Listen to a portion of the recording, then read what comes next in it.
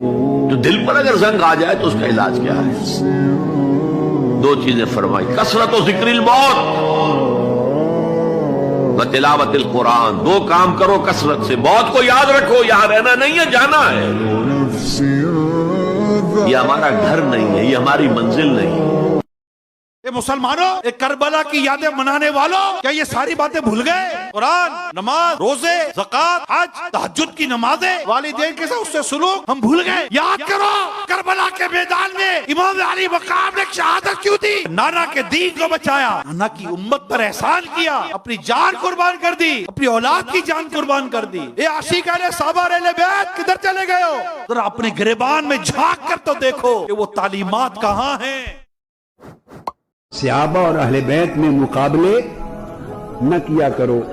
صحابہ کی شان افضلیت ہے، اہل بیت کی شان احبیت ہے. وہ فضیلت کا مرکز ہیں، یہ حضور کی محبت کا مرکز ہے. دنیا میں 4 دفعہ وقت رک گیا تھا. 1 جب اللہ کے رسول صلی اللہ علیہ وسلم معراج پر تشریف لے گئے تھے. 2 جب حضرت بلال رضی اللہ نے اذان نہیں دی تھی. 3 جب جناب سیدہ فاطمہ کے سر سے دوپٹہ سرک گیا تھا اور آپ کی پیشانی کے 2 بال نظر آنے لگے تھے.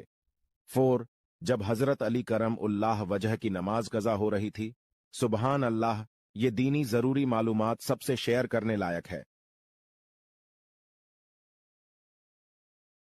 درود، جس کے بارے میں فرمایا گیا ہے کہ اگر کوئی بندہ اس کو 1 دفعہ پڑھے گا نا تو 70 فرشتے 1000 دن تک اس آدمی کے نامہ اعمال میں درود کا ثواب لکھتے رہیں گے.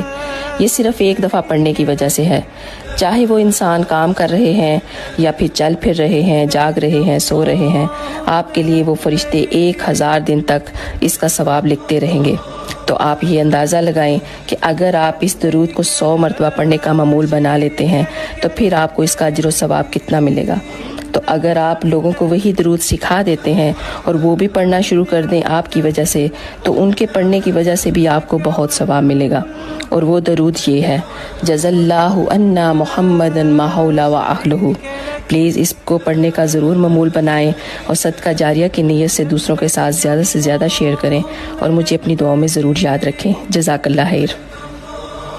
موبائل یعنی موت. جو بھی موبائل دن میں 10 گھنٹہ یوز کرتا ہے وہ بھیک مانگے گا، اور جو 15 کرتا ہے وہ پاگل ہو جائے گا، کیونکہ موبائل نے تمہاری سب سے پریشیس چیز چھین لی. سوچنا، تمہارے رشتے چھین لیے. پہلے جب ہم اکیلے ہوتے تھے تو اپنے دوستوں کے ساتھ بیٹھتے تھے، اب ہم اکیلے ہوتے ہی نہیں. مطلب ہم اپنے سمے کی بات بتا رہے ہیں کہ ہمیں شام کو نکلنا ہی ہوتا تھا. ایک پرٹیکولر ایریا ہوتا تھا، چائے کی دکان ہوتی تھی، وہاں سب اکٹھا ہوتے تھے، ایک چائے لیتے تھے اور بھی بہت کچھ لیتے تھے اور بیٹھتے تھے اور ڈسکس کرتے تھے، ایک دوسرے سے بات کرتے تھے، کمپنی دیتے تھے، ایک دوسرے کو موٹیویٹ کرتے تھے، ایک دوسرے کی پریشانی میں حصہ داری کرتے تھے. یہ دوستی کا مطلب ہوتا تھا. کسی کے فادر ایڈمٹ ہے تو اس کے ساتھ رات بھر ہم بھی ہاسپٹل میں رہتے تھے، اس کو ہمت ملتی تھی. تو جب ہمارے فادر بیمار ہوئے تو وہ لوگ ہمارے ساتھ ہاسپٹل میں رہے، اس کو بھائی چارہ کہتے تھے. موبائل نے وہ سب مار دیا.